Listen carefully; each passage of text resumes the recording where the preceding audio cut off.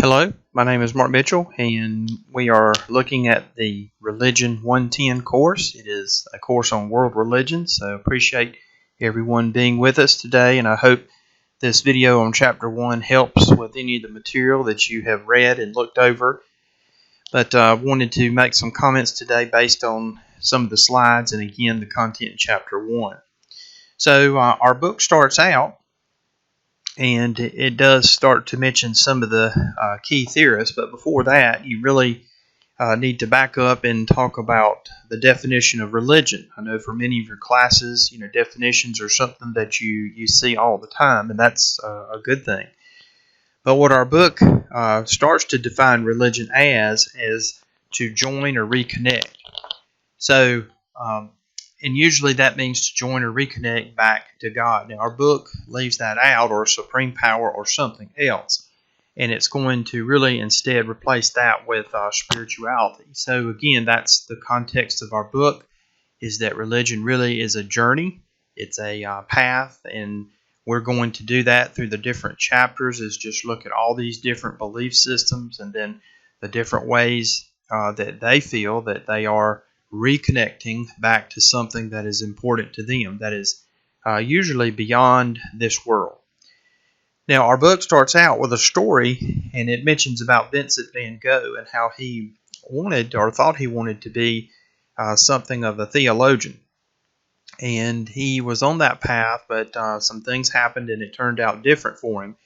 But instead of a traditional career as one who would preach or serve or something kind of that way from a religious background, he just decided to do it through his paintings. And I think that reflects one of the messages in our books, and of course in the book, and that's something that each of us can reflect on as well, as we kind of look at, again, maybe some different beliefs that we haven't encountered before.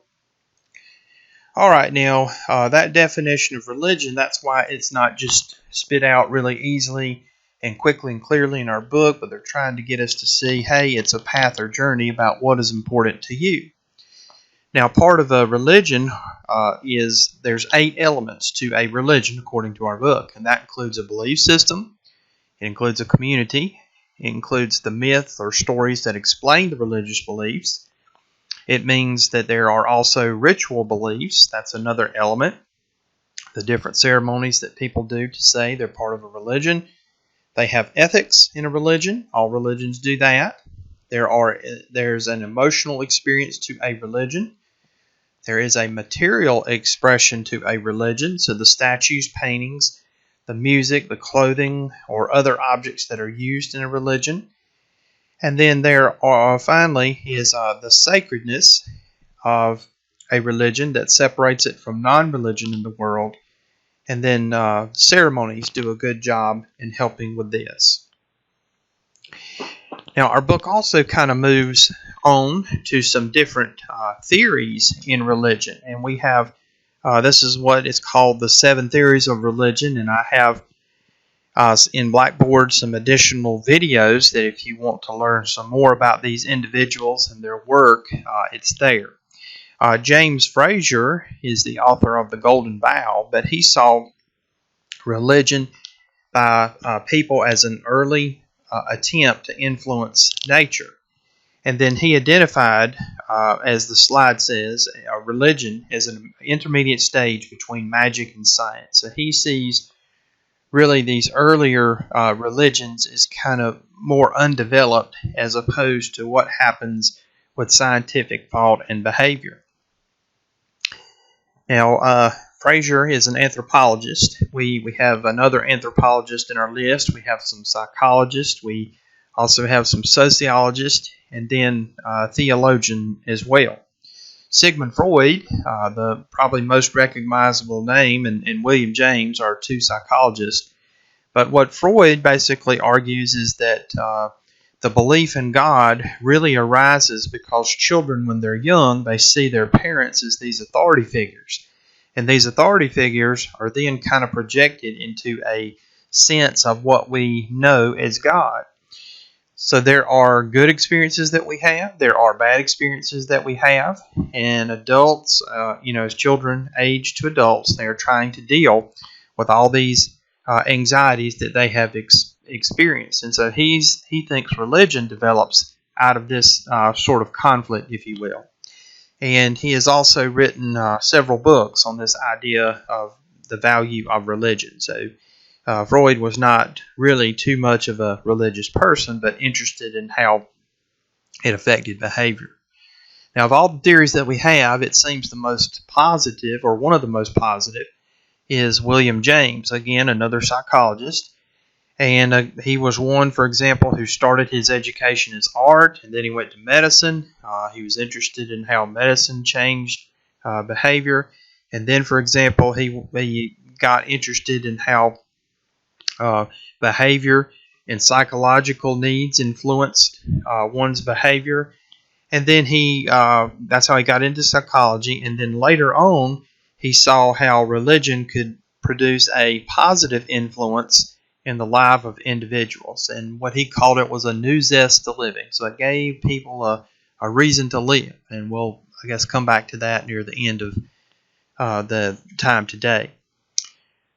Our first theologian is Rudolf Otto. And again, a lot of these men wrote books, but he would argue that religions emerge, and they do that, but there's a lot of mystery in them.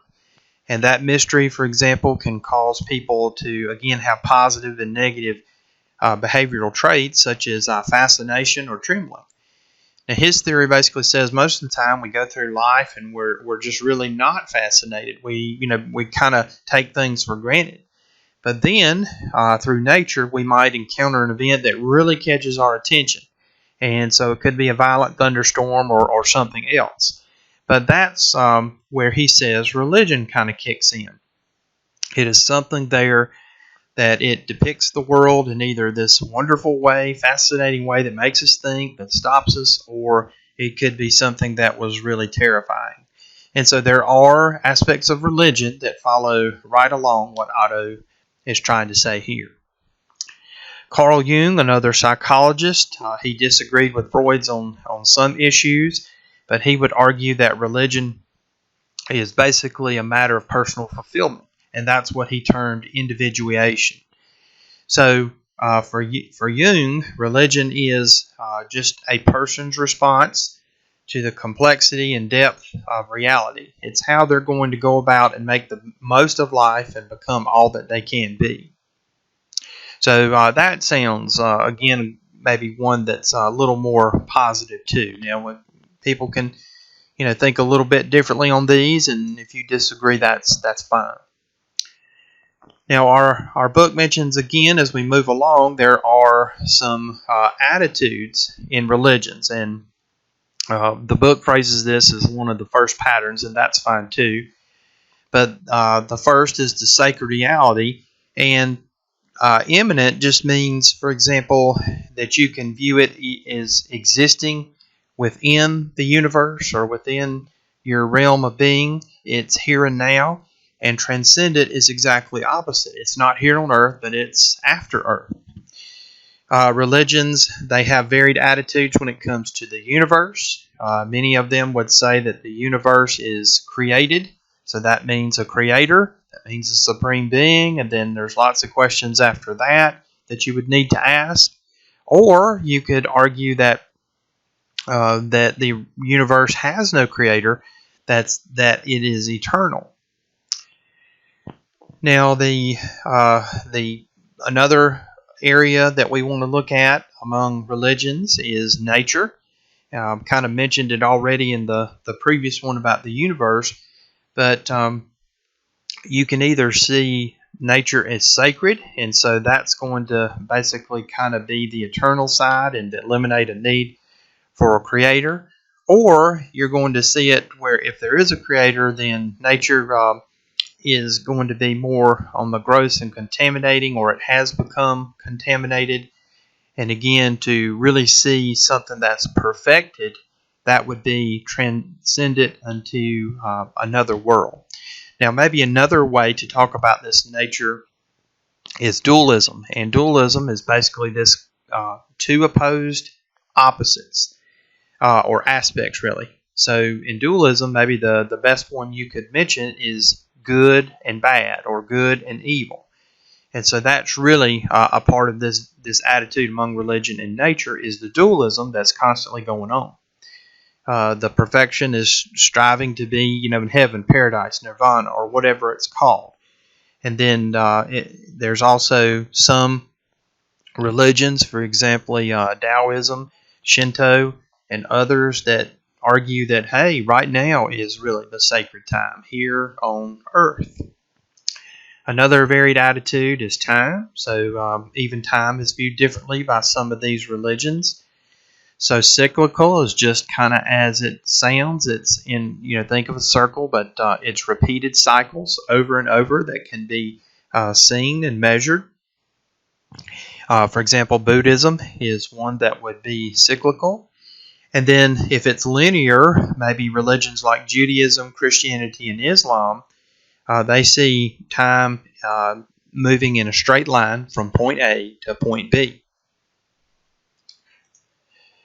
Now, as we're moving a little bit to the end of this with the attitudes and religions, human beings, they can either be part of the overall major plan, or they can not be part of that. So some of the belief systems that we will see, they will really talk about, for example, Taoism and Shinto. Humans are a small part of the natural universe. In Confucianism, the person is really tied a little bit to a larger level. That's family and society. And then, for example, in Judaism and Christianity and Islam, then human beings are basically central to everything that's going on. So the influence there of people goes from very small to a little bit larger to this grand scheme or development. Words and scriptures, some are written down, and that's traditionally how the study of religion has looked at a lot of this, that religions that had written scriptures were really seen as more important, more advanced, more developed, and that religions that did not have written scriptures really weren't paid nearly as much attention. So again, some of the Eastern religions, they either don't have much of a written scripture, or they have had traditions where passing it down orally was just considered more important. For example, what if your religion is a believer in meditation? Would that somehow mean that it was less important than one that had simply written everything down? And then exclusiveness versus inclusiveness is how do you determine whether somebody is included in a religion or they're not included in a religion. So the exclusiveness means the different behaviors and rituals and ceremonies, foods, places, and so on, practices that a religion might have that separates them as being different from another group.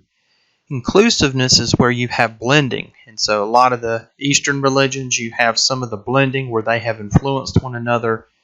And some of these practices, again, just are accepting of each other rather than excluding.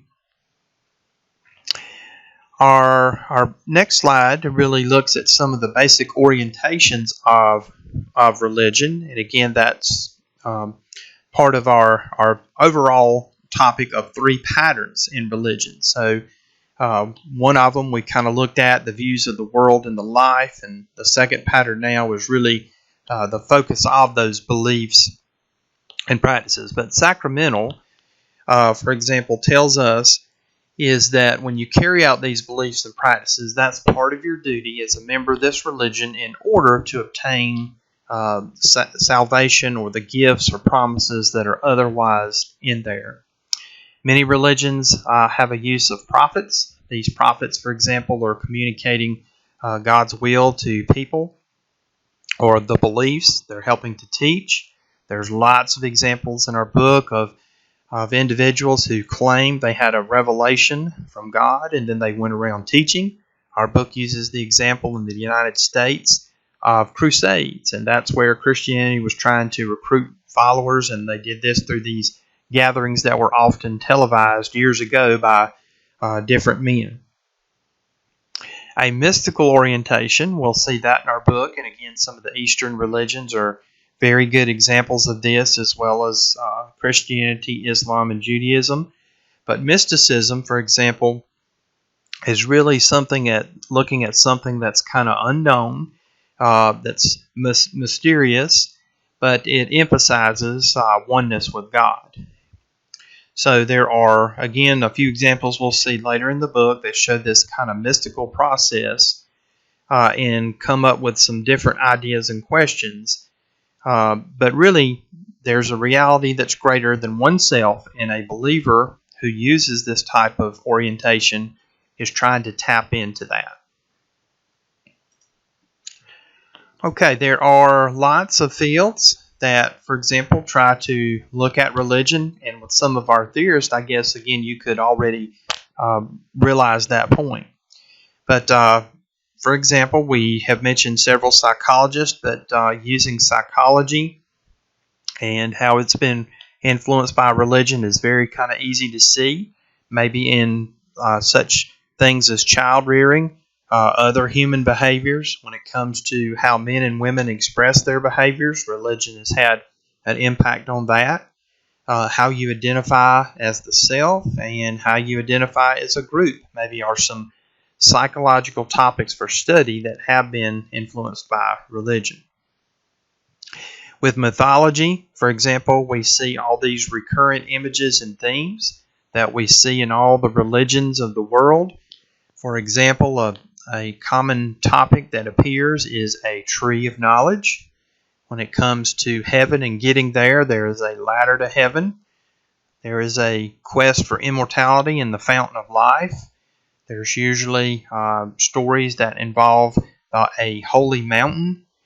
There are stories that emphasize a newborn child, but the hero, the conquering hero, whether there's a battle or not, the cosmic battle maybe with dualism and good versus evil. And then maybe one final example is the teacher who is the elderly teacher of wisdom. Philosophy is maybe a counterpoint to religion. So philosophy, instead of endorsing emotion, that religion certainly does that, it really does not. And philosophy as an academic discipline would not just automatically accept the answers given to life's greatest questions that religion tries to answer. So some of those is what is the purpose of life? How do I live a meaningful life? What happens after death? Philosophy would try to answer these questions, but really without the ritual and the emotion that religion really thrives upon. Theology itself is the study really of religion, of the divine. And in most cases with theology, one is studying their own belief system. The arts, believe it or not, are also influenced by religion, and so many of the patterns, rhythms are really or could have some religious significance, such as halos or circles that might suggest perfection or, again, something transcendent from the physical world. Religious buildings often use symmetry. The different types of styles that are used and the height may have significant religious meaning. The next study that's been influenced by religion that I want to look at for a second, we've already had an anthropologist, but of course is anthropology. But we can see, for example, the study of people, the study of man is what anthropology is. But it deals with many issues that would be important to religion, such as family interaction, individual behaviors and roles, marriage. We've already mentioned child rearing, the division of labor, social hierarchies, how we rank people from top to bottom, are just a few of the things that have influenced anthropology through religion. A couple others on the slides, and then we'll finish this topic out, is archaeology. And again, you can look at old civilizations and remaining buildings, can get an idea of how cultures lived, and then maybe how this blending of religion that we mentioned earlier might take place. And so there have been many discoveries. For example, this has helped in learning about the different creation myths. That's one of the things that our book mentions, and how different cultures had stories that were very similar to this, of Noah and the flood, or the Epic of Gilgamesh, where you had this worldwide flood that destroyed the world. And once different languages are understood, then this understanding can be even taken to a greater degree. The final one, the linguistics and literary theory, is just looking at the patterns that are found within all languages, and whether or not there is a commonality in these religious stories, tales, or other types of religious expression of religious beliefs. This would be useful in looking, for example, in seeing how religions treated people of different social classes, whether women were treated as the same or not. You could also look at non-written material in those types of sources and see how statues, paintings, songs, and other things can be used as communication and what they communicated. But these, again, are just some brief ideas about how important religion is and how it's influenced a lot of these different academic studies. Now, there are some rewards, of course, of studying religion, and our book lists many of those. And these, I guess, really don't need a whole lot of elaboration, but they're really at the end of Chapter 1. But for us in our course, I think just insight into religious tradition is a very important reward of studying religion, and what people share and how people live. Of course, tolerance for people and appreciation of differences, I think, also adds to the quality of life, and maybe gives you some understanding about why people do what they do. Intellectual questioning, our curiosity is really there. And again, some other rewards gives us insight into everyday life.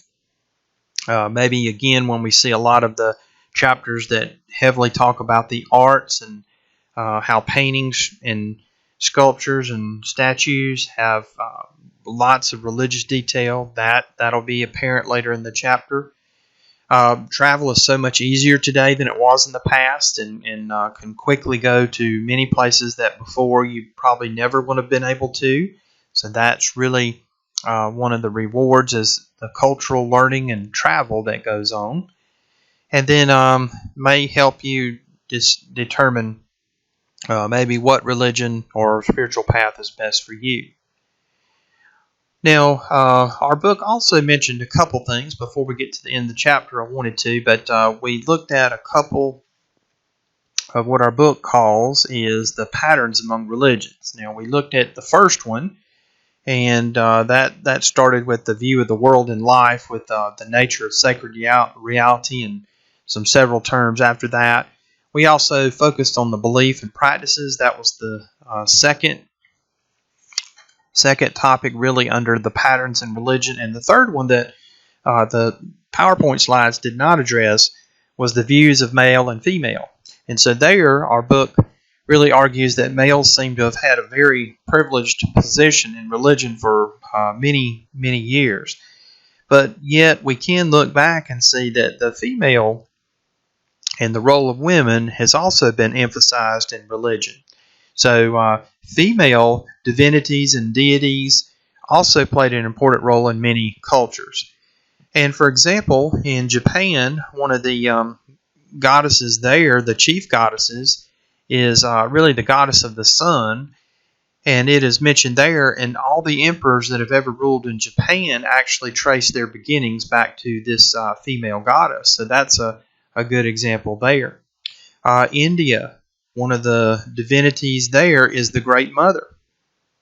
And in Christianity, of course, Mary, the mother of Jesus, is mentioned, and she gets a special place of honor. For Africa, India, and other places where you may have indigenous religions, a lot of those cultures are basically matriarchal, and that emphasizes the female lineage. There are many words in our culture today that really have their beginnings from these female deities or divinities. And for example, Freya, That's where we get our word Friday. But for example, she was one of the goddesses that was primarily associated with fertility and motherhood, and that was just one of her many names. Now, there have been some in times past where women were excluded from a lot of the roles in religion, but that in our book is addressed and seems to be changing quite a bit. And maybe what we're left with is even around the world. So not just one or two faiths, but seem to be some changes worldwide. Now, we did mention the 7 big theories, but there's also some recent theories in our book. And for example, Emil Durkheim, who was a sociologist, he, for example, was interested in religion. Now, personally, he was not very religious, but his research really focused on how religion reinforced the value of groups. And he really based his research on observation, that empirical type research in which you just, see it and not do it some non-empirical way. Now, Claude Levi-Strauss, for example, picked up on this and really continued Durkheim's approach, at least, and he did some work in Brazil. And again, he was studying religion. He was looking at tribal groups and their mythology, and he started to see a lot of similarities in the religion of indigenous or native peoples. And so he came up there with a theory called structuralism. It's a little bit different from the one in sociology, but basically what he thought is that structures in the human mind would form these similarities that, again, he saw in these indigenous peoples. So, for example, he would say that structuralism helped influence, some things such as taboos, marriage, or, other laws that involved food purity. Michel Foucault, a Frenchman, that's a male, but he kind of thought, well, hey, that's overemphasizing the group. We need to back up and slow it up and really talk about the individual experience when it comes to religion. And so he's done a lot of other research in other areas, but when it comes to religion, he focused his attention on those who might be marginalized in society. Jacques Derrida is a Frenchman, a philosopher, and he came up with a theory of deconstruction, which is really trying to find additional meanings in any type of material. So instead of interpreting one way, what they would try to do is to find other meanings in what was going on. A couple others, and then this section will be through just some other theories of religion is what we're mentioning. But E. Evans Pritchard, and again, he was an anthropologist and did some living among people in Africa. And again, he had some theories that were pretty much in line like we've covered. And then Clifford Geertz was another anthropologist, and he lived in Indonesia, among other places. And again, watched the people there and wrote about their practices. And then his specific term for what he saw and how he described things there was called thick description. So that was the meaning of these religious practices and behaviors that people engaged in for the people who did it and for the people who were there observing it. So that might be some more theories. I don't have any videos for those. I thought the others were enough. That would get us about 15 different theories, and that seems a bit too much. Our book kind of ends with the last slides and just some terminology, and I do have an activity there in Blackboard that emphasizes some of those key terms, and you're welcome to use that. I hope that helps. But a lot of these are very familiar. Maybe pantheism is new, but that's the idea that everything is divine. And we'll see, that'll make some more sense later on, maybe with another term called animism. There are different terms, but it's this idea that instead of one God or many gods or none, that everything actually has a divine status. We've looked at transcendent and immanent, and immanent being, right here, right now, and transcendent is the beyond. A lot of religious or your religious beliefs may be either one of these. And then somebody who's agnostic says, well, hey, there's not enough proof to know whether God exists. So many people would argue that you cannot prove a lot of these things either way, and again, that's something people have to decide on. So I hope this wasn't too long. Again, trying to help with some of the material. I know we have a good book. It's long, but again, if I can help you, just let me know. Thank you, and I hope you have a good day.